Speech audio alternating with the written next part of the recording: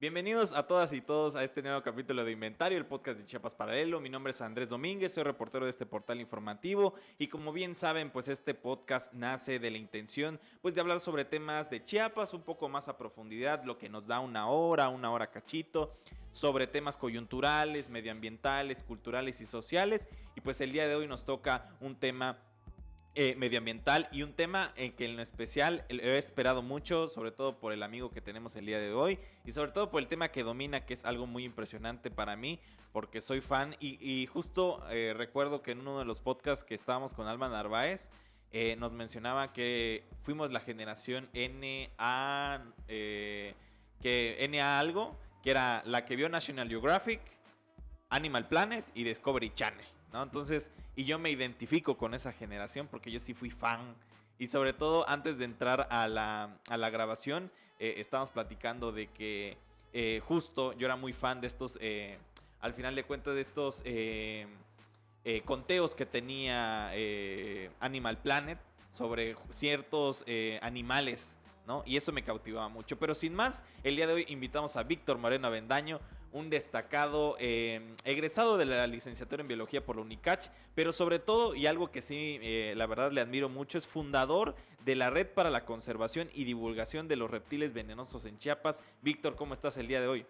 Hola, buenas noches, Andrés. Muy bien, muchísimas gracias por la invitación y aquí estamos con todo para este pequeño podcast. Claro, justo vamos a entrar con una pregunta básica que es, cuéntanos un poco cómo te nace este interés por los reptiles o si fue paulatino y sobre todo por el tema, o sea, por este grupo específico. Cuéntanos un poco. Mira, pues al igual que tú, yo fui un gran fan de Animal Planet, de Nat Geo y de Discovery. Desde muy pequeño, según recuerdo yo, desde primero de primaria o bien último año de jardín de niños, adquirí esa afición por las serpientes. O sea, yo veía una serpiente en este tipo de documentales y me fascinaba. No te voy a negar, me aterraban las serpientes en ese entonces. De hecho, sufrí traumas por serpientes, pero a su vez no podía dejarlas, no podía dejar de verlas, no podía dejar de comprar cosas alucientes a estos animales. Me compraba cualquier cosa y... ¿Como cuáles? Algo que recuerdo mucho es que en la primaria, en los primeros 2 años, cuando nuestros maestros apenas nos están enseñando a exponer, yo exponía estos temas, serpientes, la víbora de cascabel. Entonces iba a la papelería a comprarme las famosas láminas, en donde venían un montón de información de todo tipo, y me compraba esas láminas, armaba mi presentación y al otro día, a los 2 días, iba corriendo a la escuela a quererlo presentar. Surge a partir de ahí. Fíjate que a pesar de que es un animal poco apreciado, mis papás nunca me cerraron esa oportunidad de conocer más de ellos. Hoy en día te puedo decir que los aprecian más, en aquel entonces quizá no simpatizaban tanto con ellos, pero aún así jamás me dijeron, oye, no, que no te guste, o sea, nunca me cerraron esa puerta para que yo pudiera adquirir ese gusto. Claro. Y mejor dicho, algo que ayudó muchísimo a que yo continuara es el apoyo de una tía mía, que bien recuerdo mucho, un saludo a mi tía Lupita. Ella siempre, un juguete de una cobra, una foto, una película, un documental. Claro. Es ahí, también al igual que tú, Animal Planet en sus Animal Planet al extremo y su conteo. Sí, no manches. Yo era fan, me encantaba verlo y a partir de ahí surgió ese gusto. No, o sea, ¿sabes qué? Me intriga mucho justo es lo que tú mencionas por el tema de que al final de cuentas es muy difícil apreciar animales que son altamente estigmatizados. Exactamente. ¿No? Y primero, entrando por esa idea del estigma, ¿no? Películas, documentales, estas mismas cosas que a nosotros nos maravillaban, tal vez para las personas era como, no. Uh-huh. Y justo en esa etapa en la que tú justo mencionas, esa etapa de primaria, pues ha de haber sido como muy conflictada, decir, no me gustan los caballos, no me gustan los perros, no me gustan, o sea, que igual y sí, pero no me gustan los gatos. Pero a mí, mi gran afición es tener tarántulas, o verlas o apreciarlas o serpientes. También me pongo a pensar cómo llevaste de tu fascinación o de tu gusto hacia las serpientes a un tema más profesional que es estudiar tu carrera. Cuéntanos un poco. Ok, mira, Justamente, o sea, todo nace a partir del sueño de un niño, prácticamente. O sea, yo veía estos documentales que tú y yo compartimos en Ver y recuerdo mucho al cazador de cocodrilos, a Sí, Jeff Steve, Corwin, ajá. Austin Stevens, mejor dicho. Recuerdo mucho principalmente a ellos tres y en especial a uno que fue Austin Stevens, que tenía un programa titulado Los Más Peligrosos, Sí. que iba tras las serpientes, tras las cobras y hacía un montón de cosas para llegar al animal. Entonces yo me veía así, o sea, yo quería que algún día me pagaran por ir por una serpiente. El sueño de todos, ¿no? El El sueño de todos, güey. Sí. Eh, en el lapso de preparatoria, secundaria secundaria y preparatoria principalmente, lo fui perdiendo, o sea, lo dejé como a medias. ¿Por qué? Sinceramente, porque tuve el mismo miedo que todas las personas han tenido con esos animales. Y más que nada, pensé, no, o sea, puede llegar, yo así pensé en aquel entonces, puede llegar a ser algo ridículo pensar de que algún día seré como esas personas. Entonces dije, bueno, voy a ver otra cosa. Incluso en la preparatoria yo entré a un taller, mi rama en el bachiller fue ingeniería industrial, imagínate, Nada que ver. mecánica industrial, nada que ver. Yo alguna vez me pregunté, voy a cursar una ingeniería, pero al final de cuentas, cuando se acercó la hora de elegir carrera, dije, no puedo, o sea, no puedo hacer esto si no me siento bien. Me gustaba. Algo que tengo es que cuando entro a un lugar y me agrada, pues le agarro el hilo. Pero no era lo mío, o sea, yo siempre quise ser así. Entonces, cuando yo ya decido entrar a la universidad, tuve la oportunidad de acceder a dos universidades, una como ingeniero ambiental y otra como biólogo. Tuve que decidir y pues obviamente me decidí por la biología. Ya desde entrada sabía lo que iba, que eran serpientes. Yo te puedo decir que prácticamente entré a biología para conocer más en un sentido profesional a las serpientes. Sí, la herpetología, ¿no? A la herpetología, exactamente, que como tal no te la enseñan en la carrera. Prácticamente tú vas forjando tu camino como herpetólogo, ¿no? Pero te dan las bases y afortunadamente el apoyo de mis padres y esa inquietud por saber más de ella me llevó a conocer a buenos herpetólogos aquí en América que pues hoy en día son amigos míos y he aprendido mucho de ellos y afortunadamente a partir de ahí pues hoy tenemos esa red que estamos aquí en el estado. Oye, primer pregunta, ¿cuándo fue tu primer encuentro con una serpiente? ¿Y cómo fue? Mi primer encuentro recuerdo bien que fue en Comitán. Estaba muy pequeño, mataron a una cerca de ahí del barrio de donde yo vivo, el barrio de San Sebastián. Mataron a una cerca, un ejemplar grande, si no me equivoco en aquel entonces una falsa coral. Estaba sobre la banqueta, habían personas ahí asomándose a la serpiente. Esa fue la primera vez, yo estaba pequeño, te digo, y dije, bueno, voy a verlas. Posteriormente, me acuerdo que una exposición llegó a Comitán, llevaron una anaconda y pitones muy grandes de 4 o 5 metros. Esa fue otra anécdota que yo tengo. Y como tal, ya en campo, fue en el rancho de un tío mío. Estaba en la prepa y me encontré a una serpiente de cascabel. Muy chiquita, estaba en una jaula. 40, 50 centímetros. Menos, yo creo que era apenas recién nacida, te hablo de Meses. unos 20 centímetros. Ah, bueno, sí. Muy chiquita. Fue la primera experiencia que yo tuve. Ya como serpientes, con serpientes vivas y ya en la licenciatura de biología, fue en una salida a campo, en una de las, como a mitad de la carrera, porque hasta eso no nos enseñan mucho cosas que tengan que ver con reptiles directamente. Vamos a una salida a campo y nos topamos una culebra debajo de unos troncos y fue una de las primeras experiencias que tuve. Uy, Posteriormente vinieron muchas más afortunadamente. Claro, yo creo que lo afortunado, y no sé si decirlo bendecido de haber nacido en Chiapas, es, o sea, te das cuenta que esto puede ser posible. Sí. Y sobre todo lo que más me late de tu divulgación, de tu conservación y sobre todo de tu gran contagio sobre hablar sobre los reptiles es que hablas localmente, muy localmente, o sea, de Chiapas, o sea, bien podremos hablar de miles de serpientes y sobre todo que hay muchas en México, pero Chiapas tiene una gran cantidad, ¿no? ¿Cómo te sientes al respecto en decir, o sea, no tengo que ir, bueno, obviamente tienes que ir, no sé, si te vas a la selva 7 horas o cualquier otro lugar, pero decir que lo tienes muy cercano, o sea, que nos cuentes un poco esta diversidad que te maravilla. Mira, eso es algo muy importante y es uno de los objetivos por el cual no he decidido moverme de estado. que aquí tengo prácticamente lo que amo. O sea, las serpientes, que son mi gran afición, están en cantidades, en nivel de especies, están cantidades muy altas. Tenemos 117 especies en el estado de Chiapas. Sinceramente, mi enfoque principal son las serpientes venenosas desde chico. Igual, o sea, yo veía una cascabel, una culebra, me iba por la cascabel. O sea, saber que es venenosa, que no sé, o sea, me gustaba su forma, su comportamiento, o sea, siempre me llamó la atención. Aún así, en ambos casos, tanto en serpientes en general como en víboras o como en serpientes venenosas, Chiapas es sumamente diverso. Uno de los 3 estados con mayor diversidad en este aspecto, junto con Veracruz y Oaxaca. Es muy padre porque, como bien tú dices, puedo ir a cualquier lado de Chiapas y me voy a topar con una especie diferente. O bien las personas que nos abran a través de la red nos mandan cosas diferentes de diferente parte del estado. Eso realmente se agradece, porque quizás si yo estuviera en el norte, que hay un poco menos de diversidad, allá casi todos son cascabeles, debido a que allí son muy abundantes, son muchas especies. Aquí no, aquí hay nauyacas manos de piedra, aquí hay nauyacas arborícolas, cascabeles, cantiles, coralillos.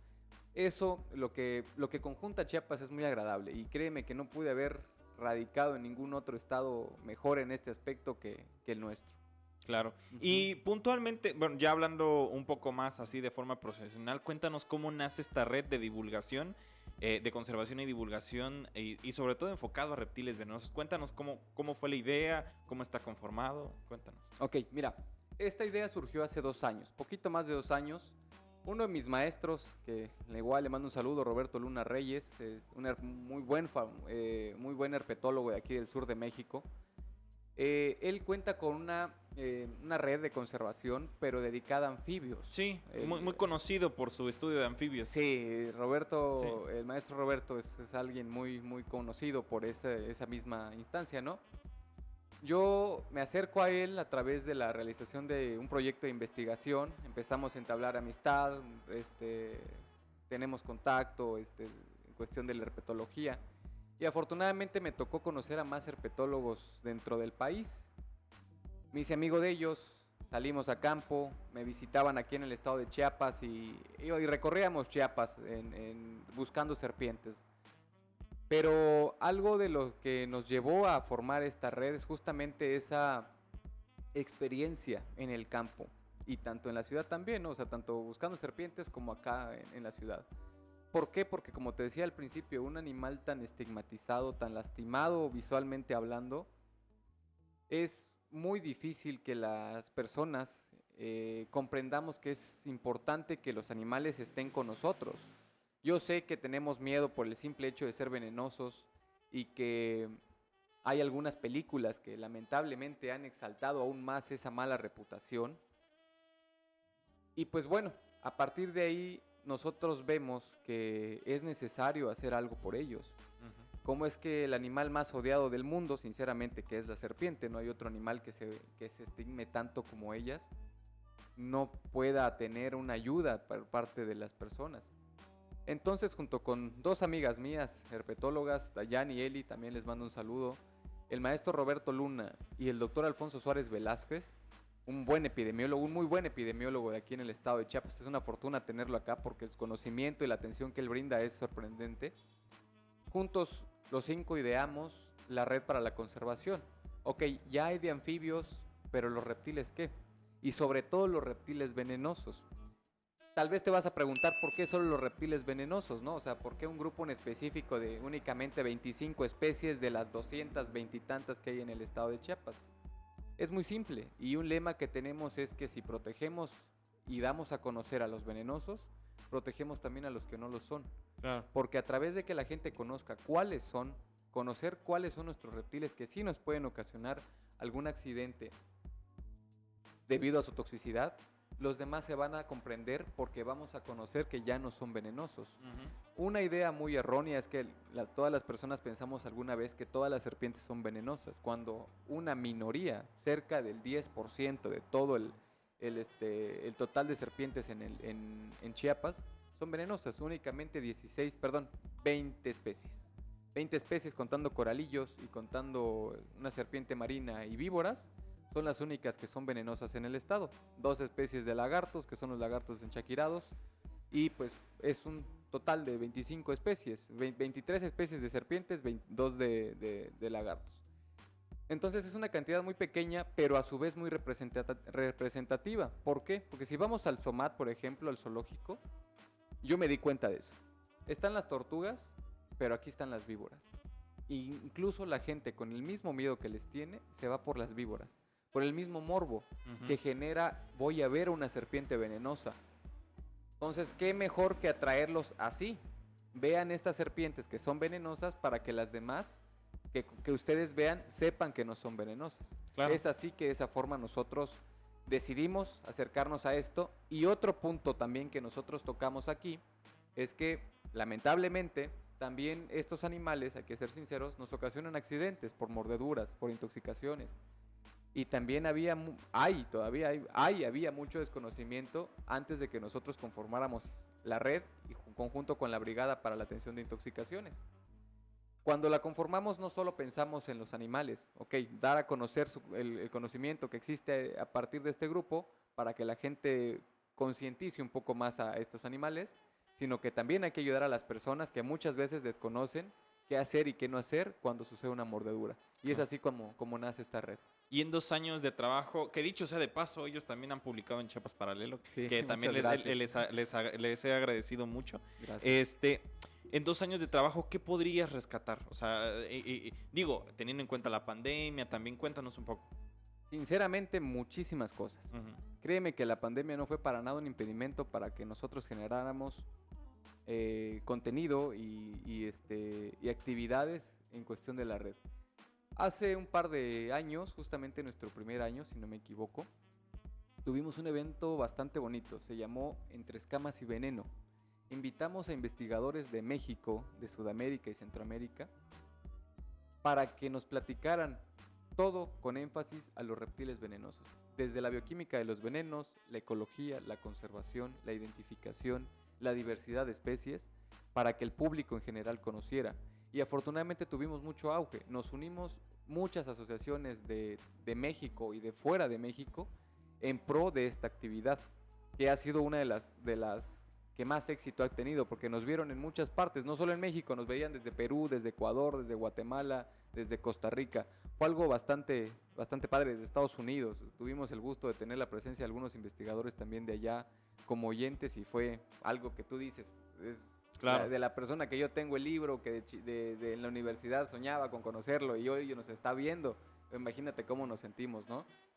Y aparte, también hemos generado acercamiento con el sector salud, afortunadamente. No en todo el estado, todavía no llegamos a todo el estado, que es el objetivo, tener un vínculo con todo el estado de Chiapas. Pero por lo menos en algunos puntos rojos de accidentes por mordedura de serpiente, en el caso de Comitán, en el caso de San Cristóbal, Tuxtla, hemos podido acceder. Y hemos tenido ese acercamiento con el sector salud para poder tener esa oportunidad de apoyar cuando suceden este tipo de percances, que la brigada no solo se centra en mordeduras por serpiente, sino también de arácnidos venenosos, como es el caso de araña violinista, viuda negra, alacranes. Bueno, entonces, aparte de eso, tu caso, por ejemplo, y cual agradezco muchísimo, Chiapas Paralelo, el tener una ventana también ahí de acercamiento con diferentes sitios de comunicación, que es bastante grato. También en Comitán nos han invitado a ese tipo de cuestiones.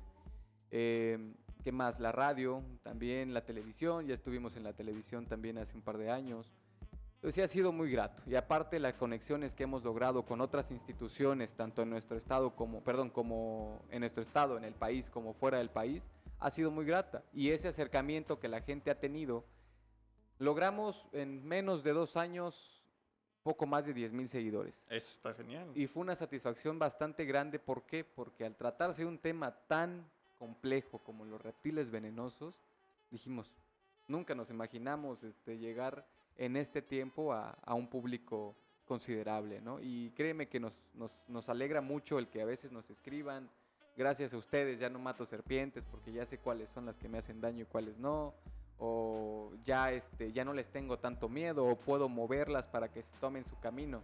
Sí, o reubicarlas. O reubicarlas, exactamente. O las personas que nos agradecen por ayudarlos en algún momento, algún percance de mordedura por serpiente. es muy grato. Entonces, realmente no me puedo quejar porque todo ha salido no perfecto, pero muy bien, realmente. Pues en verdad, la verdad, estoy muy fascinado y la Sí. verdad me sale lo fan, porque Muchas pues, soy fan gracias. tuyo, la verdad. Muchas Y gracias. qué Igualmente. bueno haberte escuchado, haberte invitado y que tú, sobre todo, hacer este reconocimiento, tú desde tan lejos, o sea, Muchas desde gracias. Comitán hayas venido, la verdad es que te Gracias. agradezco mucho. Y pues nada, damos como por terminado este primer bloque, pero seguramente en el segundo vendrán más preguntas y más respuestas de Víctor Moreno Avendaño. Gracias.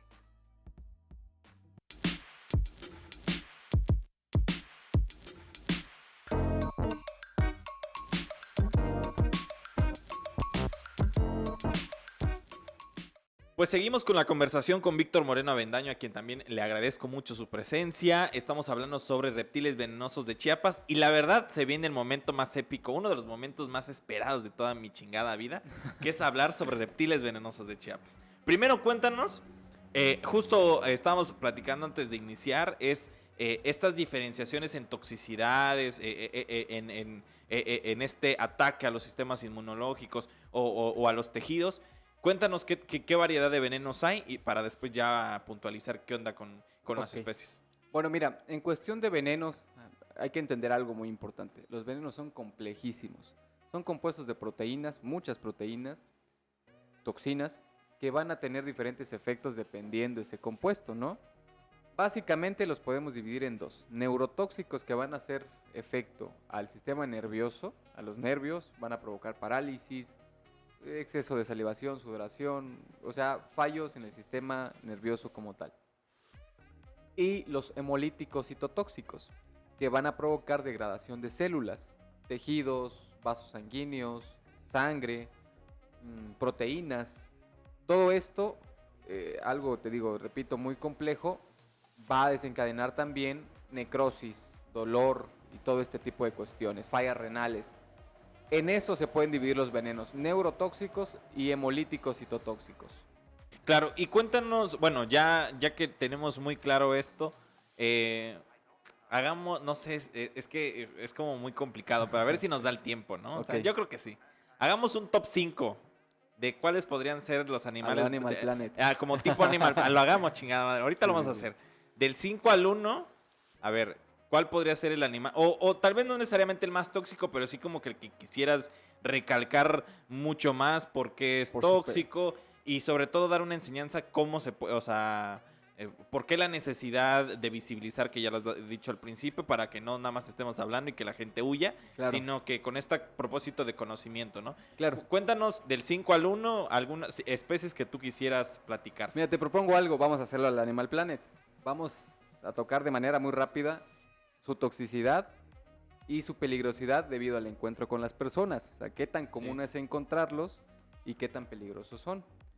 Yo catalogaría, si lo dije bien, sí, Ujú. catalogaría, en quinto puesto a la serpiente marina que tenemos en las costas de Chiapas, porque es muy tóxica, tiene un veneno neurotóxico muy potente, pero realmente estadísticas que avalen que existen accidentes ofídicos, como se le conoce a la mordedura por serpiente, acá en el estado, sinceramente no hay. Es muy peligrosa. Si te ¿Cómo muerde, es? Bueno, vamos a colgar una foto que seguramente... sí, es Ajá. una serpiente, se le llama serpiente marina listada, el género, perdón, el nombre científico es Hydrophis platurus. Se encuentra sobre toda la costa de Chiapas, desde Tapachula hasta Tonalá. Es una serpiente de tono amarillo con la espalda negra, una cola en forma de aletita que le sirve para el nado y un hocico alargado, muy muy curioso. Así es, básicamente amarillo con negro en la espalda. Esta serpiente, como bien te digo, es muy, muy tóxica en cuestión de neurotoxicidad, pero el encuentro con las personas y su tranquilidad hacen que no representen un riesgo más allá, ya que no hay mucho contacto con ella. En tercer puesto yo pondría las serpientes de Cuarto, coral. cuarto, Perdón, cuarto, cuarto. perdón. En cuarto puesto yo pondría, así vagamente hablando, espero que no me vayan a quemar si algún colega lo ve, pero pondría a las serpientes de coral. ¿Por qué? Porque al igual que su pariente, la serpiente marina, Sí tiene la misma forma, ¿no? O sea, por sí ahí... Ajá. pertenecen a la misma familia, A que la son familia. elápidos, así se le conoce a las serpientes de este grupo.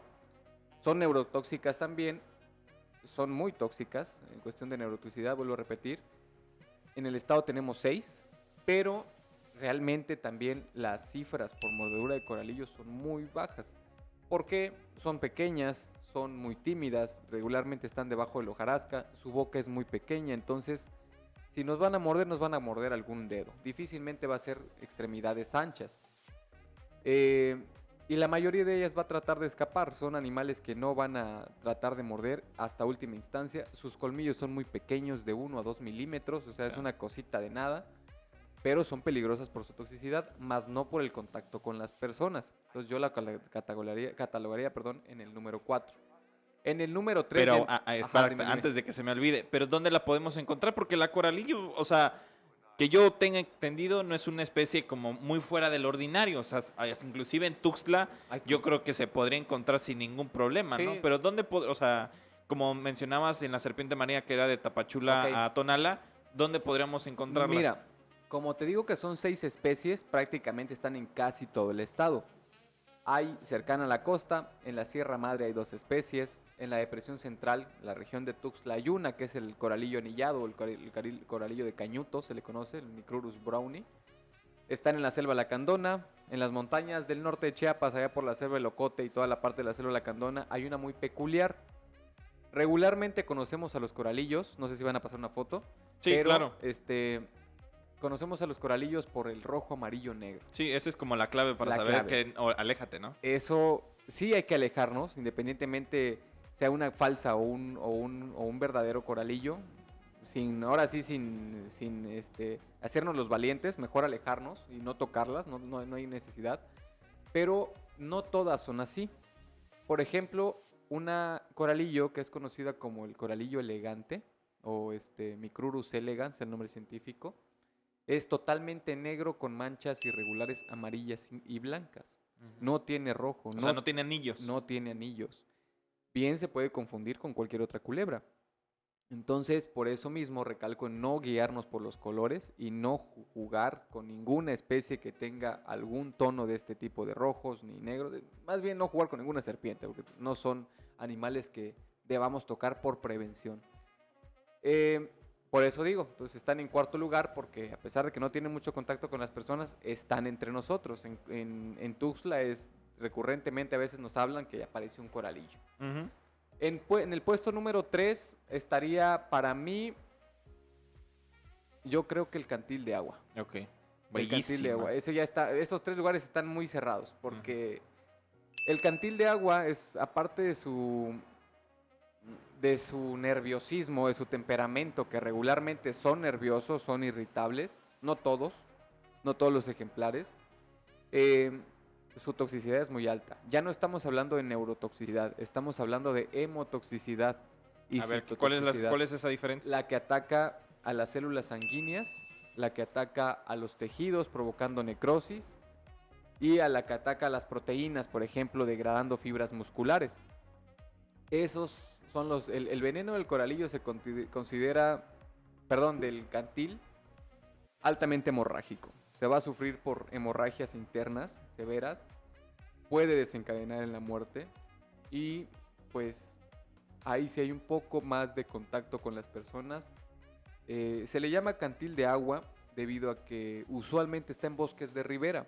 Se le puede encontrar ahí, que son los bosques de ribera, toda esa vegetación que se forma a los costados en cierta distancia de cuerpos de agua. Uh-huh. Por ejemplo, pozas, lagunas, arroyos tranquilos, ríos tranquilos. Ahí es donde podemos encontrar al cantil de agua. En la parte de la depresión central, aquí en la cuenca del río Grijalva, aquí en el cañón del Sumidero, hay coralillos también y cantiles. Uh-huh. Y en la parte de la llanura costera del Pacífico, todo lo que es la costa de Chiapas, también ahí hay cantil. Y otro nombre muy común que le llama a la gente es víbora enjaquimada. Según yo he escuchado, es que el enjaquime, no sé cómo se le conoce, es esos lazos que se le ponen al caballo en la parte de la boca cuando se va a montar, en la cara. Entonces, como el cantil tiene un par de líneas en el frente y un par de líneas abajo, parece que tuviera ese típico lazo, ¿no? Por eso se llama víbora enjaquimada o cola de hueso. Su cola es blanquecina, amarillenta, y la usa, obviamente también tiene un uso ese color, simula un gusano, lo empieza a mover cuando está cazando para que la presa caiga. Así se le conoce al cantil, entonces yo la colocaría en tercer puesto. Chale, En qué segun- interesante. Ya Sí. se pone bueno, se pone bueno. Sí, se pone bueno. En el siguiente puesto, sin duda, las cascabeles, las víboras de cascabel. Tenemos 2 especies, algunos dicen que 3, hacen falta estudios genéticos para comprobar eso. Pero la víbora de cascabel también. ¿Por qué? Porque yo creo que incluso tiene más contacto con las personas que el cantil de agua. Tiene un veneno similar en cuestión de actividad, no quizá de compuestos, pero sí de actividad. Es hemorrágico, es necrotóxico, es citolítico. Y además, algunas poblaciones de las especies que están en el estado de Chiapas presentan neurotoxicidad. Es decir, aparte de que está atacando nuestras células sanguíneas, nuestros tejidos de los músculos, también ataca nuestro sistema nervioso. Ok. Hace un año me tocó ver a un paciente en Tapachula, una persona ya de la tercera edad, un campesino, que tenía parálisis por la mordedura de una cascabel. Parcial, total. Parcial, tiene una parálisis flácida, se le conoce. Estaba todo así, tenía contracciones musculares. Escalofrío, seguramente. Ajá, mordido por una cascabel. Aparte de eso, la distribución es muy amplia. La cascabel está en casi todas las regiones fisiográficas de nuestro estado, desde las montañas de Oriente, la parte de la selva lacandona, las montañas del norte, ya cercana al Ocote, toda la depresión central, todo Tuxtla, los alrededores hay serpientes de cascabel, la altiplanicie de Chiapas, allá por Comitán, por la Trinitaria, por toda Las esa zona, Margaritas. Villa Las Rosas, y la llanura costera del Pacífico, todo lo que es Tonalá, Tapachula, O sea, estamos hablando de casi todo, ¿no? casi todo el estado, excepto las zonas muy húmedas y montañosas, que son la Sierra Madre y las zonas altas de la selva lacandona, de los altos de Chiapas y de las montañas del norte. De ahí en fuera prácticamente se distribuye en casi todo el estado. Entonces eso hace que la serpiente tenga mucho contacto con las personas. ¿Por qué? Porque nosotros le llamamos especies sinantrópicas, aquellas serpientes o aquellas especies, mejor dicho, que tienen la posibilidad de convivir o de tolerar la presencia humana, o sea, Sí. algo aluciente a las personas. Esta serpiente la tolera, está en plantíos de maíz, está en cañales, está en muchas zonas, ¿no?, de agricultura. Eso hace que tenga el contacto directo con las personas. Y por último, yo diría... Perdón, dime, pero dime. antes de, ¿te acuerdas que en Animal Planet, ay, somos bien fans, pero bueno, habían como puestos especiales? ¿Te acuerdas que antes de que ya estabas, o sea, ya viene el primero, pero decían puestos especiales, ¿no? Y yo quisiera dentro de esos puestos que justo tú lo mencionabas, hablar del eloderma, ¿va? Yo soy fan del eloderma, voy a decir por qué. Porque yo me acuerdo que justo en estas ondas de Animal Planet, de Discovery Channel, me encantaba ver a los dragones de Komodo, güey. Sí, O sea, a mí también. no. O sea, yo me acuerdo perfectamente cuando sacan esta serie en Discovery Channel que se llamaba Planeta, de que en una de esas era literalmente el caminar de un dragón de Komodo de enfrente hacia ti y lo veías imponente, majestuoso y monumental. Y yo decía justo, no, o sea, qué increíble animal y qué increíble todo. Y después me topé con las elodermas, que tú ya más o menos lo vas a mencionar, pero me parece excepcional que podemos hablar un poquito del eloderma, ¿no? Claro que sí. No lo catalogo como entre los más peligrosos, porque realmente recibir un llamado por mordedura de eloderma hasta ahorita en estos años que llevo laborando en estos aspectos, jamás he recibido. Me enteré de uno en la Ciudad de México, pero por tenencia en cautiverio. Ajá, que tiene cautiverio. Un compa que tenía su eloderma lo mordió y pues fue a parar al centro toxinológico del Hospital Juárez. Muy bien atendido, no pasó a mayores, pero de ahí es muy difícil. ¿Por qué? Porque tiene hábitos muy discretos. Pasa prácticamente su vida en cavernas en el suelo, en nidos abandonados, ¿no?, de algunos otros mamíferos. De hecho, se le conoce como niño dormido en Guatemala. Sí. ¿Niño dormido? Niño dormido se le conoce en algunas zonas. Realmente tiene una actividad poca actividad activa, así que esté activo, mejor dicho, durante el día. El eloderma tiene un compuesto bastante curioso en su veneno, que es la gilátida, si no me equivoco. viene a partir del nombre de monstruo de Gila, Sí. que es un pariente cercano aquí a los helodermas chiapanecos. Son dos, el heloderma suspectum, perdón, ese es el monstruo de Gila, el heloderma horridum y el heloderma alvarezi, que es el lagarto pinto y el lagarto enchaquirado negro. El enchaquirado de negro, qué belleza. Sí, son muy bonitos. Qué muy belleza. bonitos. Digo, el otro también, pero qué belleza. Sí, sí, sí. Ambos son muy bonitos. O sea, su morfología de la cabecita y redondita es muy bonita. Estos lagartos tienen este compuesto que hace que cuando te muerde, para la otra recuerdes lo que más o menos te pasó para que ya no te le acerques.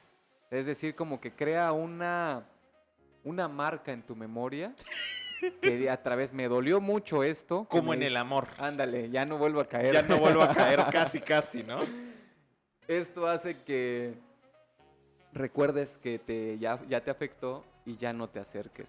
El veneno igual se considera de tipo, si no me equivoco, hace un tiempo, no sé si estoy errando, me van a disculpar si estoy errando, pero según yo recuerdo tiene un compuesto llamado fosfolipasa 2, que tiene un montón de actividades cuando entra al cuerpo mediante los venenos. Tiene tiene hemotoxicidad, tiene citotoxicidad. Y pues a pesar de que ni siquiera se requiere, o sea, ni siquiera hay producción de antiveneno de este animal, pues sí es un tema importante porque no está de más que nos lo encontremos algún día y es mejor ¿Y dónde prevenir. lo podemos encontrar? Acá en al Tuxtla, en los famosísimo alrededores de Tuxtla, aquí en el Cañón del Sumidero justamente, las zonas bajas de Chiapas, toda la planicie costera del Pacífico, allá en la zona de Jiquipilas, Tonalá, todas esas zonas pegadas a Oaxaca, todo para Tapachula, las zonas bajas, calurosas, y la cuenca del Grijalva, que es la llamada depresión central, desde la Trinitaria pegada a Guatemala hasta Cintalapa, más o menos pegado a Oaxaca. Claro. Toda esa zona es de tierra de lodermas. Y bueno, antes de pasar, porque tenemos todo el tiempo del mundo, pero hablemos de los arácnidos. Cuéntanos un poco. Bueno, hay dos especies puntuales, ¿no? Que se hicieron muy, muy famosos, que es la violinista y la Viuda negra. la viuda negra. Ujú. Cuéntanos un poco cómo han sido, o sea, dónde las podemos encontrar cada una. Ok. Los grupos de estas arañas, tanto las loxoceles, que son las arañas Loxocel. violinistas, y las latrodectus, que son las arañas viudas negras o marrones, se les llama especies cosmopolitas porque están prácticamente en todo el mundo y en muchos hábitats. Son especies inantrópicas porque yo me atrevo a decir que incluso es más fácil encontrarlas en casa que en algún ambiente silvestre. Y prácticamente están en todo el estado de Chiapas. Hay 4 especies, 2 de loxoceles, 2 de latrodectus, es decir, 2 viudas, 2 violinistas. La violinista con más distribución aquí en el estado de Chiapas es la Loxoceles tehuana. Está casi en todo el estado y se dice también que Loxoceles yucatana está en la parte de la lacandona. Y por parte de las viudas, Latrodectus geometricus, que es la especie de viuda marrón, está igual, prácticamente en todo el estado, y la otra especie, que es la viuda negra, de igual forma, o sea, prácticamente están en todo el estado de Chiapas. La diferencia entre ellas es que las Latrodectus son neurotóxicas, caso similar, no quiere decir que sean el mismo tipo de veneno, a los coralillos, y las loxoceles o viudas o violinistas son hemolíticas citotóxicas, caso similar a las víboras, ¿no? A las nauyacas. Es prácticamente lo que podría decirte de estas arañas. No hay que temerles porque a pesar de que sí hay registros de mordeduras por arañas aquí en el estado de Chiapas, sinceramente, mientras se acuda al hospital, mientras se limpie la casa, se sacuda constantemente, no vamos a darle paso a que ellas aniden en esos rincones, ¿no? O sea, prácticamente ellas están en donde no pasa la escoba y el recogedor, así que ahí es donde hay que meterle un poco de sacudida de vez en cuando para evitar que ellas se propaguen. Pero pues tampoco hay que alertarnos, son animales que van a convivir con nosotros, pero por eso es la importancia de conocerlas. Únicamente de las más de 500 especies de arañas en el estado de Chiapas, únicamente 4 son de importancia médica. Claro. Y pues finalmente, el tema y tal vez el momento más cumbre de este podcast, de este episodio del podcast es, ¿cuál podríamos decir, según tu opinión? Eso sí, según tu opinión, porque luego podrían ahí conflictuar. Es el animal o el reptil más venenoso que tiene Chiapas. Mira, como tú dices, es mi opinión, no es un veredicto como tal, pero los factores, debido a los factores que estamos poniendo, Eres la un experto cercanía también, con las exacto. personas, la toxicidad, sin duda la naviaca real, para mí. O sea, hablando vagamente, hablando en un sentido personal, la naviaca real para mí es uno de los reptiles de mayor cuidado que se tienen en el estado. ¿Por qué? Una, su cercanía con las personas. Es una serpiente increíblemente adaptada a vivir en ambientes antropizados, es decir, ambientes modificados por las personas. En acahuales, en milpas, en cafetales, en potreros, en sembradíos de piña, sembradíos de cardamomo. Prácticamente está en todas esas zonas en donde hay actividad humana. Otro factor importante para ella es su capacidad de reproducción, o de más que nada de toda esta posibilidad de dar a luz muchas crías. Te pongo un ejemplo, la naviaca tzotzil de montaña de aquí en Los Altos, hay un registro reciente que dio a luz una hembra adulta, 4 O sea, crías. es un registro. Es un registro. O sea, ok. Ajá, 4 crías. Una serpiente pequeña, la mamá no mide más de 50 centímetros, serpientes muy pequeñitas, 4 nada más.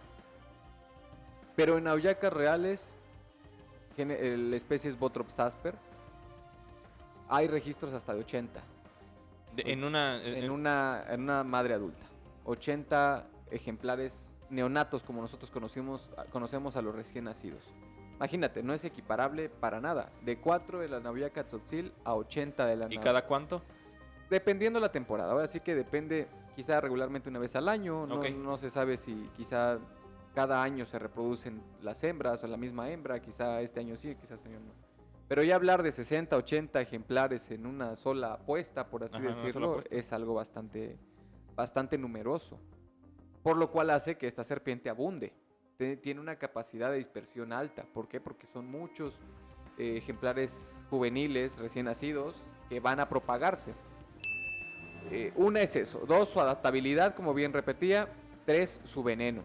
Tiene un veneno hemolítico, es decir, que afecta a las células sanguíneas, que afecta a los tejidos, que afecta a las proteínas. Bastante potente. Y aparte, su temperamento. Es una serpiente con un temperamento irritable. No hablo de todos los ejemplares porque varía mucho. Bien puedo toparme una naviaca real muy tranquila y bien una bien, o sea, alocada. Quisquillosa. Ajá, quisquillosa. Pero si hablamos en general, tienen un comportamiento nervioso. Son muy grandes. ¿Y te siguen? No te No. siguen. No, eso es un mito muy popular, pero no te siguen. Quizás si esté irritada sí puede. Ajá. Sí puede. O sea, en el aspecto de seguir, sí, es casi un mito, pero en el aspecto de que ya ves que muchas de las serpientes, por el tema del tamaño, si tú te les pones de frente, se van para atrás, o sea, se van para atrás, se van para atrás. Pero hay ciertas especies en las que no, al contrario, o sea, tienen Van a enfrentar. tienen su pose de defensa y se mantienen y como que van y como que vienen, ¿no? Sí, mira, esa quizás sea la última instancia entre las serpientes. ¿Por qué? Porque la mayoría va a preferir o no ser vista, porque confían mucho en su camuflaje, o bien escapar.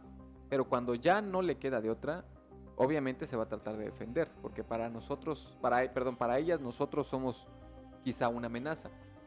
Entonces, eso de que persigue es muy relativo. O sea, bien puede quizá plantarse una serpiente y ¿sabes qué? Aléjate, ¿no? Y te voy a tirar mordidas. Pero regularmente son animales que huyen. Okay. Aún así, te hablaba del tamaño, son muy grandes. Es la serpiente venenosa más grande que tenemos en el estado de Chiapas. Hay registros de hembras de casi 2,5 metros. Son animales muy grandes. Por lo mismo acumulan bastante veneno porque tienen glándulas de veneno grandes. Entonces pueden inocular bastante veneno al momento de morder. Su toxicidad alta, su contacto con las personas, su tamaño y su capacidad para tener muchas crías, por eso mismo yo diría que es una de las serpientes más peligrosas en el estado de Chiapas. Ojo, no estoy diciendo que sea mala, simplemente hablando en estos términos que ahorita jugamos al Animal Planet, yo creo que sería una de las de más cuidado. Y aparte su distribución. Exacto, lo que yo te iba a Tiene decir. una distribución muy amplia. Toda la parte de la selva lacandona, desde una hora después de las lagunas, exagero, media hora después de las lagunas de Montebello, ya hay Nauyaca Real. Toda la parte de la frontera de la selva, las montañas del norte, allá por el Ocote, por la Selva Negra, toda la Sierra Madre, desde Cintalapa hasta Tapachula, y ya. Pero si vemos el mapa de Chiapas, es una gran extensión. Prácticamente, Pues es los dos sí, lados, por los lo dos lados. único que estamos omitiendo son los altos de Chiapas, la depresión y la planicie costera del Pacífico. De ahí tiene presencia en las otras regiones. También en la llanura costera del Golfo, que es la parte pegada a Tabasco. Es una serpiente que tiene mucha distribución. Y va de la mano a lo que te digo, es la serpiente venenosa que más datos, estadísticas por mordida de serpiente tiene, incluso en América, no solo hablo de Chiapas. Esta se distribuye desde el sur de Tamaulipas, allá en el cielo, en la reserva del cielo, hasta el norte de Perú, por todo Centroamérica. Y es una de las especies más temidas, recibe infinidad de nombres comunes. A ver, aquí. cuéntame. Los nombres son Los muy nombres buenos. comunes es algo bastante curioso. A mí me gusta mucho comprender eso de la Sí. gente del campo porque te dice mucho de su ecología o de lo que es una serpiente para ellos. Por ejemplo, aquí en Chiapas se le conoce una como Nauyaca Real, otra barba amarilla, allá en la zona de la Sierra Madre. ¿Por qué? Porque el rostro es amarillo, la parte de las, Sí. de las mejillas. de Pero los un amarillo cachetes. muy intenso. Sí, un Es amarillo muy bonito, un amarillo muy Ujú. intenso. Se le conoce barba amarilla. En Guatemala se le conoce como terciopelo. Cuando abre la boca es blanca, terciopelada, terciopelo. Allá en Centroamérica se le conoce como X o cabeza de lanza. X Ajá, porque es porque, puntiagudo. ajá, por la cabeza en forma de triángulo, de corazón. Y aparte X por el patrón dorsal que tiene. En la parte de la espalda tiene patrones que simulan una X. Pelo Sí, de como- gato, ajá. Que es X porque, o sea, el Se X unen con dos lo café, triángulos, ajá. y adentro está negro, Ajá, y Ujú. forma dos, o sea, dos triángulos blancos. como rombo. Como rombo, más o menos. Y aparte, también acá en Chiapas se le conoce como cantil de montaña. Aparte el cantil de agua, que es el Aquistrodon bilineatus, que es el que estábamos hablando en el tercer puesto. Y el cantil de montaña es este, o el cantil largo también se le conoce. Pelo de gato también es un nombre que se le da a esta especie aquí en Chiapas. A razón de... La cola. mm, Ajá, de la cola. Y aparte también allá en Belice se le conoce como fer de lance, que si no me equivoco en inglés, en francés, no me acuerdo qué idioma, significa cabeza de lanza. Mapana, que es un nombre, no me acuerdo de qué lengua viene, se le conoce en Centroamérica, pero bueno, es otro nombre común y un montón, Ok. realmente. Pues como tú, nosotros aquí en el equipo estamos súper maravillados con lo que nos estás contando. Se nos va el tiempo como agua, la verdad, y espero que también a las personas que nos escuchan y nos ven, pues al final de cuentas también estén bien maravillados. Pues terminamos este segundo bloque y iniciamos un tercero. Perfecto.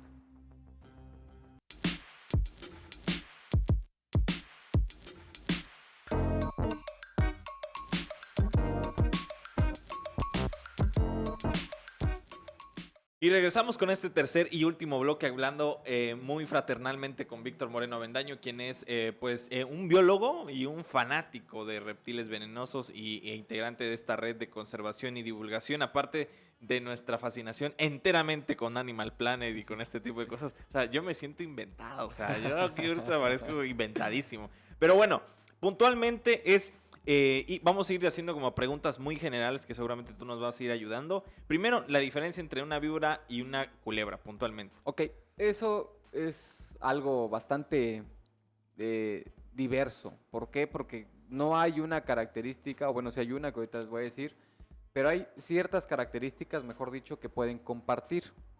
Si nos vamos específicamente al grupo de las víboras, que se le conoce técnicamente como vipéridos, y las culebras, que son colúbridos, una de las principales diferencias es el cuerpo. La morfología de una culebra es más delgada, más dinámica, por así decirlo, que el cuerpo de una víbora. Las víboras son un poco más robustas, tienen Sí. una cabeza triangular más ancha, un cuello más angosto, un cuerpo, la parte central del cuerpo más grueso y una cola que se va adelgazando de manera abrupta. O sea, de repente está el cuerpo de este tamaño y ¡pum!, la colita, ¿no? Las culebras son un poco más uniformes, llevan una cabeza no tan ancha y el cuerpo igual va uniformemente delgado hasta terminar en una cola uniformemente adelgazada.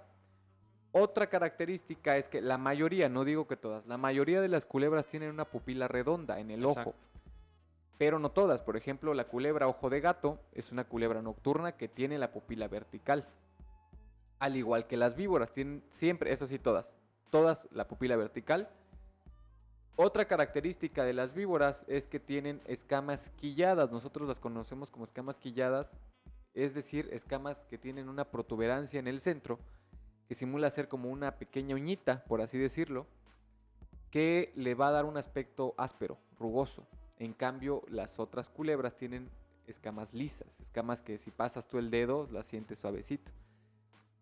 Y para mí, la única característica de diagnóstico que tienen las víboras de otros grupos, incluyendo coralillos, incluyendo serpientes marinas, boas, cualquier otro grupo, es la foseta termorreceptora que tienen entre ojo y nariz. Ajá. La que Es toca.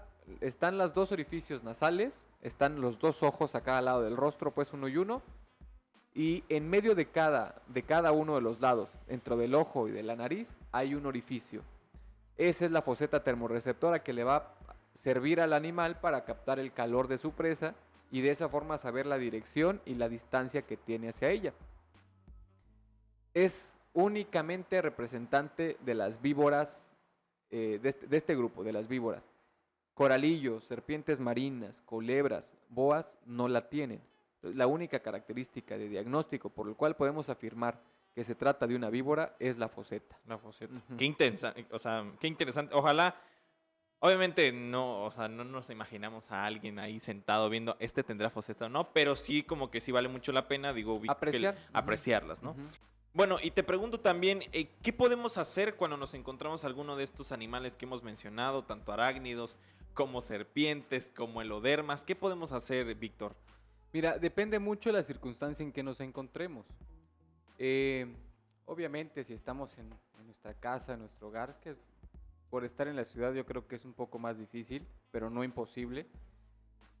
Lo ideal es llamar a gente que pueda ayudarnos. ¿Por qué? Porque hay que recordar que esos animales tienen agilidad, son ágiles, no hay que subestimarlos. Y venenoso no, podemos pegarnos por lo menos un susto. Em, Así que pues, yo recomendaría llamar a Protección Civil. Ellos constantemente tienen cursos, talleres de capacitación y pues para ello están aquí y nos ayudarían tanto para no asesinar al animal, que no es el caso, y no sufrir ningún percance nosotros, estando en casa, que como bien digo, no es común, pero puede suceder. En el caso del campo, lo único que tenemos que hacer es mantener una distancia prudente. Ok, ya vimos a la serpiente, venenosa o no venenosa, sepamos o no sepamos de qué se trata, mejor alejarnos. O sea, hay que recordar que no tenemos por qué tener un acercamiento hacia ella, no tenemos por qué Exacto. tomarlas. Hay mucha gente que lamentablemente se atreve a tocarlas y de hecho la mayoría de los accidentes suceden por un contacto ya sea accidental o intencionado. Hay Como le dicen, un mal manejo, un ¿no? mal manejo. Por ejemplo, hay mucha gente que dice, no, yo agarro la cascabel y que no sé qué y va y la toma. Viene la mordida. O bien, la mayoría de los casos, los accidentes ofídicos, es accidental. No vía la naviaca, tiene un camuflaje muy, muy padre, muy, muy efectivo. Y pues viene la mordida Sí, ahí. o sea, vas caminando y pues mucha de esa gente pues anda pues en chanclas de repente y pues no puede ver, Claro, ¿no? Sí, claro. claro. Entonces, yo propondría tener esa distancia prudente entre la serpiente y tú.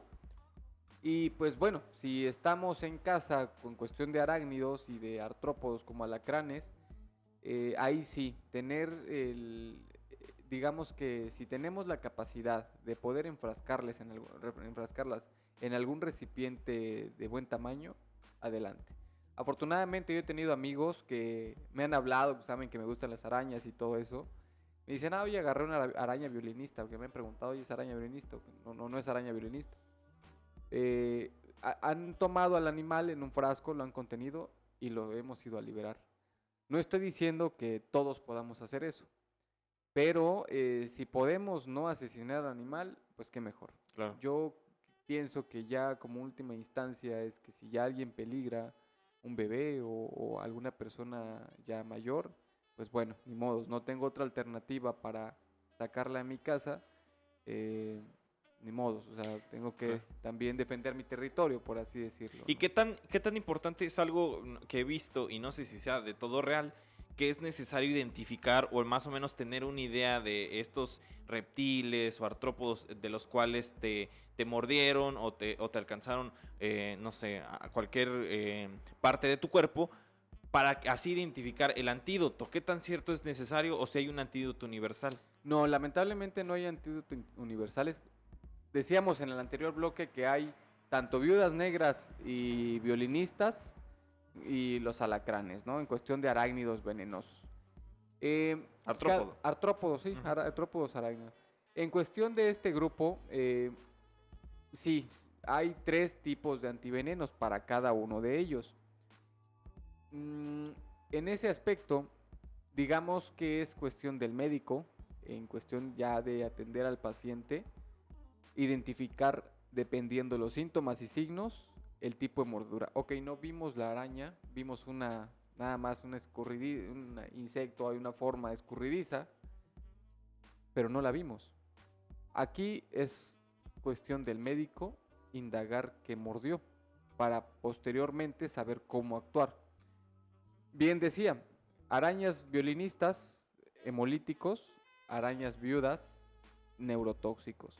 Entonces, si yo tengo una parálisis, o empiezo a mover los ojos involuntariamente, o estoy salivando en exceso, es un signo neurotóxico. Ujú. Entonces, ¿qué voy a aplicar? El antiveneno para viuda negra porque es lo más seguro que me haya mordido. Te digo, es cuestión del médico, principalmente un médico experto, un epidemiólogo, Ujú. el tratar este tipo de cuestiones. Por el contrario, me mordió una violinista. Tengo una ámpula de sangre en el brazo. Tengo una costra de necrosis en el brazo que se me propagó a las 2 semanas que me mordió. Eso nos está indicando que es una araña violinista. Y si le sumamos que quizá tiene fallos o algunas alteraciones sanguíneas mediante las pruebas de biometría hemática, ahí estamos detectando que efectivamente es una violinista y por lo cual hay que administrar un antiveneno para el género Loxoceles, que es llamado Reclusmin. ¿Qué es lo que pasa, Andrés? Lamentablemente también en el sector salud existe un poco de desconocimiento en estos casos. Ok. Yo he visto, y sin ofender a ningún médico ni al sector salud, pero yo he visto casos atendidos de violinistas con antiveneno para viuda negra. Es un veneno completamente diferente.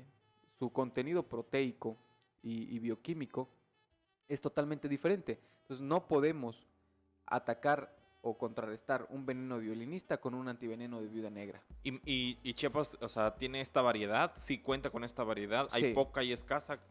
No, no hay poca ni hay escasa. Obviamente no está en todos los hospitales, sobre todo en los rurales, pues no. Pero en los hospitales segundo, tercer nivel en el estado sí hay.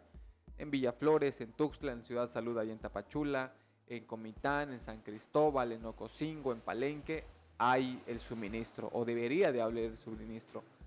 Eh, para todo, te digo, o sea, cada cierto tiempo el laboratorio que produce los antivenenos manda lotes de producción, ¿no? Manda lotes de diferentes antivenenos. Sí, sí hay, y pues si en todo caso no hay, pues pueden contactarnos y por eso estamos ahí con la brigada. El único que no existe con presencia aquí en el estado es el de violinista, pero afortunadamente tenemos ese contacto directo para que cuando ocurren este tipo de accidentes nosotros podamos intervenir y apoyar para que fuera trasladado Ujú. aquí.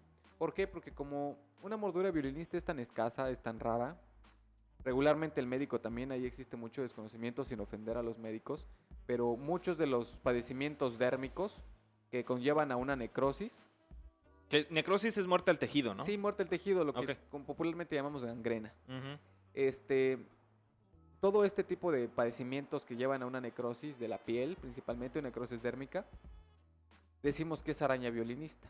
Yo igual me he topado con algunos casos en donde el médico está afirmando, es araña violinista, consigan el antiveneno, y no lo es. No lo es. Aquí es cuestión igual del médico prepararse y capacitarse para poder diferenciar, no sé, una celulitis crónica, una fascitis necrosante, de un loxocelismo, que se le conoce a la intoxicación por mordedura de araña loxoceles o violinista. Si ya es efectivo que sí es una mordedura de araña violinista, es cuestión si se requiere el antiveneno, porque bien hay algunos métodos médicos que se pueden tratar sin antiveneno, en el caso más ligero del envenenamiento, por así llamarlo, o bien si es requerido, ya solicitarlos. ¿Qué pasa? Pues lamentablemente te digo, esa producción es escasa porque es muy poca, los índices por mordedura violinista son muy pocos, pero sí existen los antivenenos y realmente ninguna persona debería pasar problemas por conseguir el antiveneno. Claro, y también me pregunto ya así de forma puntual y de forma muy rápida, al final de cuentas existen unos mitos y unas realidades que son como yo sí quisiera ser como muy locales, o sea, Ajá. más allá de que existen unos muy famosos de que orínate en la herida, que es Ajá. como muy casual, ¿no? Sí, sí, sí. Cuéntanos un poco qué te has encontrado sobre mitos en Chiapas. Como tú dices, Andrés, o sea, la variedad de mitos es impresionante. O sea, nos tardamos toda la noche aquí sin dormir, platicando de mitos y cuentos que la gente comenta sobre las serpientes y sobre la mordedura de serpiente. En cuestión de las serpientes como tal, hablando un mito de su ecología, se dice que los alicantes o cincuates, unas culebras aquí de México, son capaces de alimentarse de leche materna. Cuando una mamá está lactando, se dice que por las noches entra esta serpiente, succiona leche de su pecho y la cola del animal la introduce en la boca del niño para que no llore y piense que es la mama de la madre, ¿no? Es un mito fuera de serie, como tú dices, porque no es así. Ningún reptil está adaptado para succionar leche materna. De hecho, únicamente los mamíferos, de ahí el nombre mamífero. Pero no, ese es un mito bastante extraordinario que no... Pero me decías que la serpiente sí se encuentra en Chiapas, Sí, ¿no? sí, sí, hay una especie, el género es Pituophis. Sí hay acá, regularmente ese mito se escucha mucho por acá, yo lo he escuchado un par de veces donde te afirman y te juran que a mi hija le pasó cuando apenas dio a luz con su bebé y obviamente no es... Por ejemplo, cuando te dicen y cuando te explican esto, te dicen que tiene algún beneficio, solamente lo ven como sorpresa No o... lo ven como algo, no, simplemente como sorpresivo, como tú Ajá. dices, no tienen ningún otro tipo de importancia. Ahora bien, pasando a los mitos que sí yo considero un poco más de cuidado, un poco más graves, son las morduras por serpiente, que también alrededor de ellas existen una variedad de mitos enormes y que pueden poner en riesgo la integridad de una persona. Como tú decías, orina o heces fecales en la herida, imagínate una infección por ese tipo de cuestiones. Una infección y aparte estás intoxicado por el veneno, imagínate para qué empeorar las cosas. Otro mito en cuestión a este tipo de cosas, y es por eso que muchas veces se retrasan el ser atendido por un médico, es la medicina tradicional. Hay algunas plantas como la curarina, como la lengua de suegra, la hierba de víbora, que se utilizan regularmente para contrarrestar, entre comillas, los efectos del veneno. Hasta hoy en día no hay ningún artículo publicado de manera formal que estas plantas puedan contrarrestar los efectos del veneno. Lo único que contrarresta los efectos del veneno hoy en día es el mismo antiveneno. Entonces lo que conlleva acudir sí o sí al médico. ¿Qué es lo que pasa? Que hoy en día con la producción de antivenenos y con la eficacia, realmente no es por presumir, pero los antivenenos mexicanos son de los mejores en el mundo. Hoy en día no deberían de morir personas por mordedura de serpiente debido a esa eficacia y ese buen trato, ¿no? En la logística de este desarrollo del tratamiento hospitalario de mordeduras por serpiente. Lamentablemente el retraso de tiempo por actuar... Sí. Ajá. Y además el veneno avanza muy rápido. Sí, sí, no, dependiendo. El alcohol también es un factor importante. Un mito muy importante es que si tomas alcohol te vas a liberar del envenenamiento. No, al contrario, propagas más rápido porque... ¿Cómo? Hay gente que o sea, que sale todos los viernes, los jueves, los sábados, Ándale. pensando que tal vez le puede morder una víbora y este, va a claro, intoxicarse, sí, ¿no? Y está bien. No, no, no. Eso es peligroso. Ajá. ¿Sabes por qué? Porque como el veneno bombea más rápido nuestra sangre, nuestro torrente sanguíneo, ahí circula el veneno. Obviamente va a acelerarse su irrigación en más partes del cuerpo, ¿no? Alterando más cosas. Y me quedé en que el veneno, ok, el trato que te digo de perder el tiempo es importante porque hay que actuar rápido para que no conlleve a más fallos sistémicos que pueden Ajá. ocasionar A tejidos fundamentales, a tejidos, ¿no? a órganos, órganos, a más hemorragias, a parálisis más complejas como en la caja torácica o en los músculos respiratorios que nos pueden provocar un paro cardíaco, un paro respiratorio. Antes de que llegue eso hay que actuar. Claro.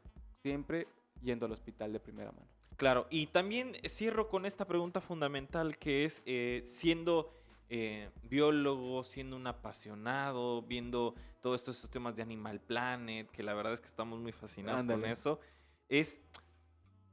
a mí me ha pasado, y como te comentaba, justo me pasó 2 o 3 veces de ver una brutalidad de trato justo a las serpientes, ¿no? O sea, no solamente las matan, o sea, de una forma muy Sutil. sutil, sino que agarran rocas muy pesadas y las estrellan en su cabeza, pues.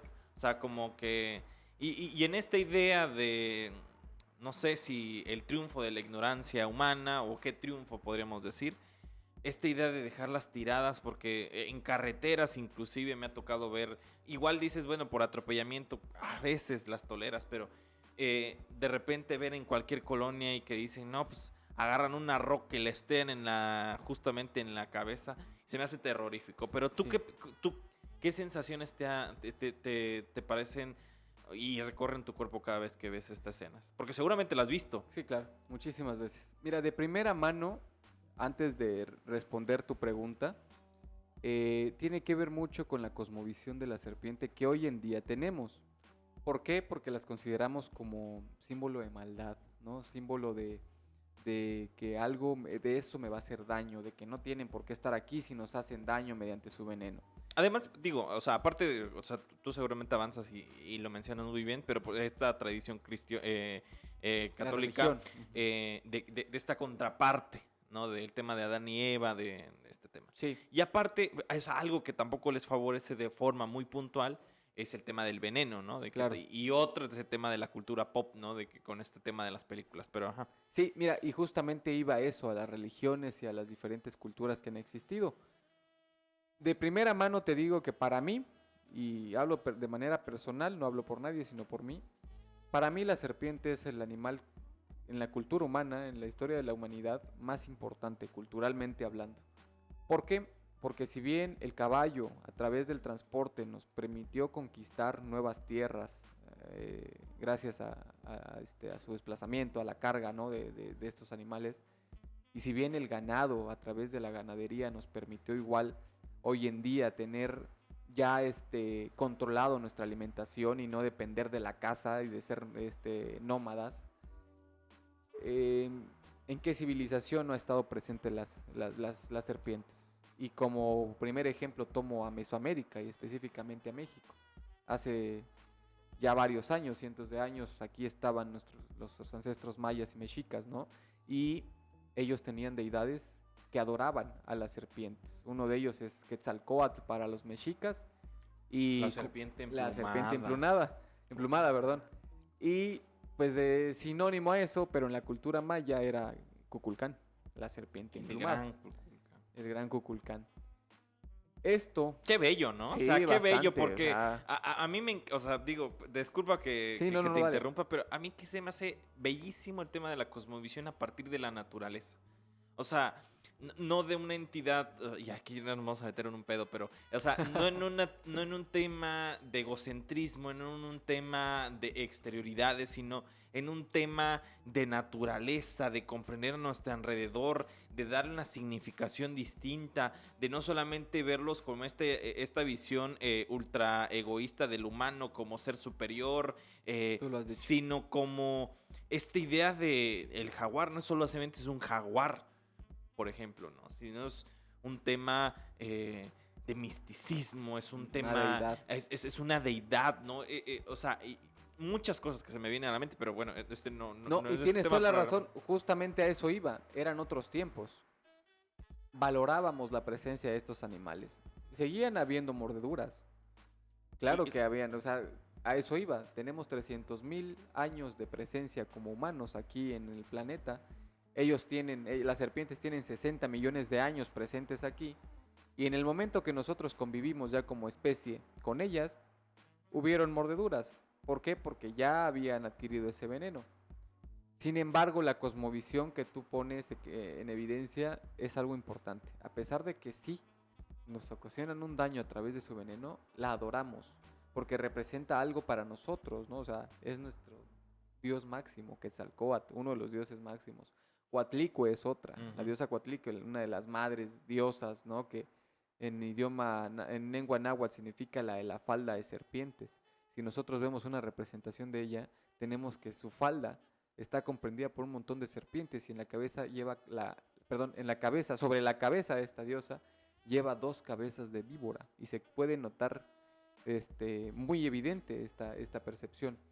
En otras muchas culturas, en Egipto, las cobras que son un símbolo de protección a los faraones, en el hinduismo también, Vishnu muchas veces se le ve protegida por una cobra. Eh, ¿Dónde más te digo? La vara de Esculapio, que es nuestro símbolo de Sí, la claro. medicina, imagínate, lleva Sí. una serpiente. Se dice que Esculapio en aquellos tiempos, ¿no? Una serpiente le da el conocimiento de curar, de cómo sanar a una persona y es por eso que se representa así. Hay infinidad. Lamentablemente hoy en día el catolicismo es una nueva, bueno, no nueva, Una pero corriente de es pensamiento. una corriente de pensamiento, ¿no? El cristianismo, sí, sin ofender a nadie, las creencias de nadie, han permitido que se vea un poco, o sea, de manera más negativa a la cosmovisión de la serpiente, que no ha ayudado mucho porque repercute en su conservación. ¿De qué forma? Asesinándolas de la manera que tú dices. Vamos a acabarlas porque yo he escuchado a personas, ojalá no existieran. Sí. No se imaginan lo que están diciendo. Si las serpientes hoy en día no existieran, las personas lo pasaríamos aún peor en este mundo. Imagínate un mundo sin serpientes, plagado de roedores, de ratones que van a acabar con nuestras cosechas. Es imposible. Las serpientes son aliadas también nuestras y como parte de esa cadena trófica que existe en los sistemas silvestres, son importantes. Si se rompe un eslabón, se rompe toda la cadena. Y algo que también hay que comprender es eso. Yo he visto mucho egoísmo en las personas, un tanto hipócrita. ¿En qué sentido? Cuando nosotros vemos a un rescatista de perros o de gatos, se le aplaude como si fuera un héroe. Pero aquel que protege a una serpiente, este está loco. ¿Por ¿Para qué? ¿Para qué? Exactamente. Y no nos ponemos a pensar que obviamente un animal de ecosistemas silvestres, hoy el perro depende de nosotros, sí o sí. Es un derivado de especies de lobos que desde que tuvo contacto con el hombre hoy depende de nosotros. No vamos a ir a dejar un perro a la selva, por ejemplo, ¿no? Ujú. Pero la serpiente forma parte de esa cadena y obviamente es importante porque si se rompe el eslabón de la serpiente se rompen muchos ambientes. Sí. ¿Quién controla las plagas? ¿Quién controla las plagas? Sí. Te digo, la evolución es muy padre porque justamente después de que emergen evolutivamente hablando los roedores, surgen las serpientes. ¿De qué manera? Para controlarlos. O sea, va de la mano y por eso es que la evolución y la vida es muy bonita porque todo tiene un orden y un porqué. Están aquí por un objetivo.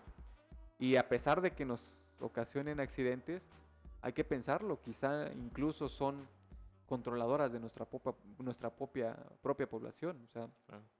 son animales que recurrentemente, como el mosquito, por ejemplo, ¿no? Que Sí, bueno, me acuerdo en Animal Planet, bueno, hablando de este tema, sí, el animal más peligroso que según Animal para Planet los vio humanos. para los humanos es el mosquito, ¿no? Mira, voy a sonar un poco cruel con lo que voy a decir y espero igual no ofender a nadie, pero ¿qué nos está diciendo eso? Que es nuestro controlador de nuestra población.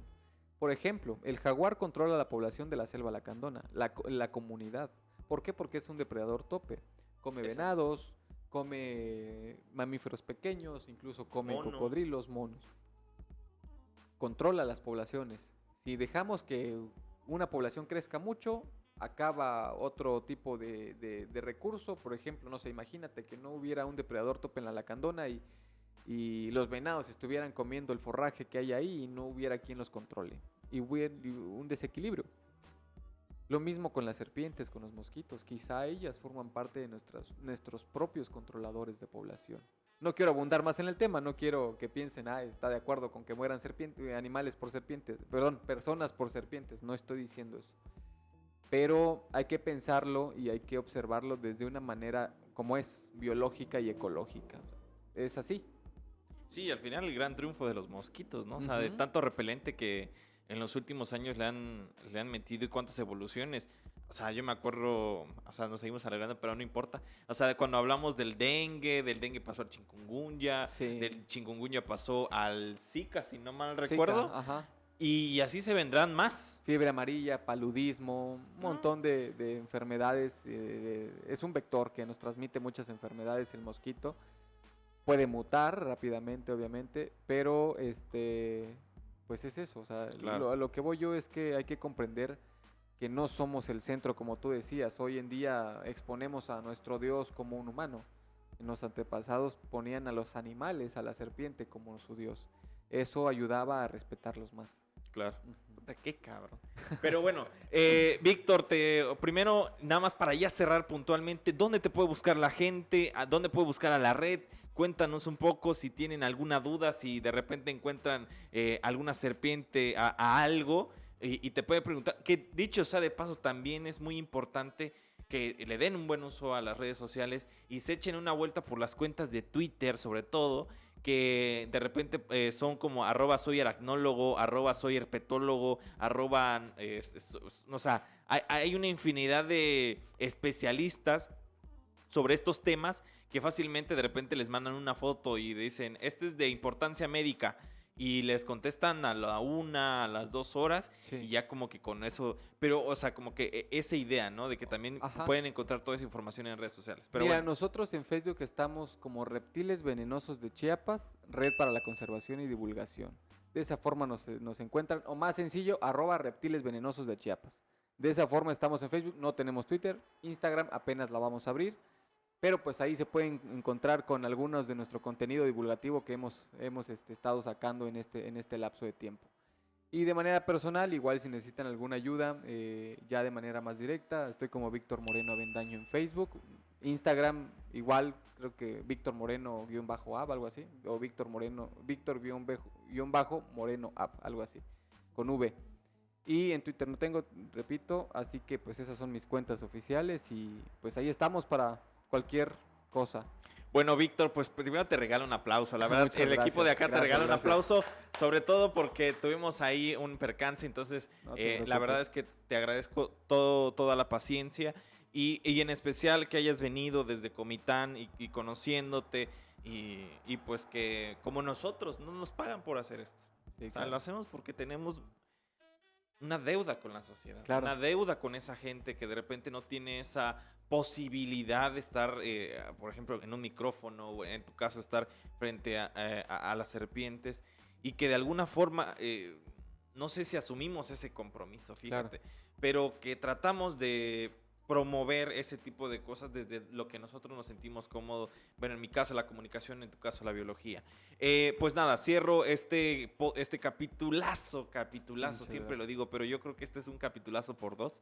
Y se notó por la extensión de de este capítulo. Mi nombre es Andrés Domínguez y este capítulo lo pueden encontrar en YouTube, que es www.youtube.com/Chiapas Paralelo TV. Lo pueden encontrar, si lo quieren escuchar, que también la gran diferencia es que en YouTube vamos a colgar algunas fotos bellísimas, si nos permite Claro Víctor, que sí. con algunas fotos que ellos han tomado. Y nos pueden encontrar solamente en audio en Spotify, en Apple Podcast, en Google Podcast. Ya vamos más de 20 capítulos y eso nos alegra mucho porque llevamos 20 semanas echándole ganas sobre este contenido. Y pues nada, o sea, les pedimos a las personas que también compartan este contenido si ya han llegado hasta acá y pues les recomendamos sigan escuchando este podcast de Chiapas Paralelo. Hasta pronto.